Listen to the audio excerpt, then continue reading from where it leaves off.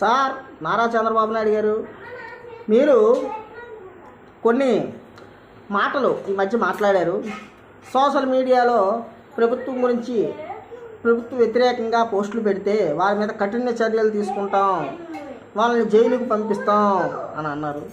మీరు వచ్చిన వెంటనే మిమ్మల్ని విమర్శించిన వాళ్ళని, మిమ్మల్ని ప్రశ్నించిన వాళ్ళని, మీ మీద నిరసన వ్యక్తం చేసిన వాళ్ళని అందరినీ కూడా కేసులు కట్టి జైలుకు పంపించి ఒక్కొక్కరి మీద మినిమం 10కి తగ్గకుండా కేసులు పెట్టి చాలా ఇబ్బందులు పెట్టారు. ఇప్పుడు మళ్ళీ మీరు ఏదో కొత్త చట్టాలను తెస్తానంటున్నారు, కానీ ఏం అవసరం, మీరు ఆల్రెడీ అదే కొనసాగిస్తున్నారు. ఇది కేవలం మిమ్మల్ని ప్రశ్నించే వాళ్ళకి మాత్రమేనా, మిమ్మల్ని విమర్శించే వాళ్ళకి మాత్రమేనా?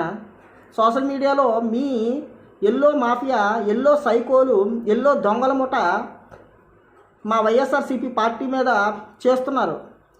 ఎన్నో తప్పుడు పోస్టులు చేస్తున్నారు, ఎన్నో మార్ఫింగ్లు చేస్తున్నారు. మా నాయకుడి మీద, వైఎస్ జగన్ గారి మీద, వైఎస్ భారతి గారి మీద ఎన్నో తప్పుడు పోస్టులు, ఎంతో అసభ్యకరమైనటువంటి పోస్టులు కూడా చేస్తున్నారు. ఆ సీమరాజా అనేవాడు మీ మనిషి కాదా? మీ ఐటీడీపీ వ్యక్తి కాదా? మీరు వాడిని పెంచి పోషించట్లేదా? అలాగే ఆ కిరాకార్పి, ఆ చేపల పులుసుగాడు, వాడిని మీరు పెంచి పోషించట్లేదా? మీ ఐటీడీపీ బ్యాచ్ కాదా? వాడిని పెంచి పోషిస్తుంది ఎవరు? వాళ్ళకి వెనకాల ఉండి వెన్నుదన్ను ఇస్తుంది ఎవరు? మీరు పెంచి పోషించకపోతే వాళ్ళకి ఏం అవసరం? అలాగే రీల్స్ చేసుకునే ఒక ముఠ హైదరాబాద్లోనే నిత్యం వాళ్ళకి అదే పని, రోజుకో 10 వీడియోలు చేయడం, వాళ్ళు పోస్ట్ చేయడం. ఎవరి కోసం చేస్తున్నారు? మీ ఐటీడీపీ బ్యాచ్ కాదా? ఏం వాళ్ళకు ఉండవా? వాళ్ళకి చట్టాలు వర్తించవా?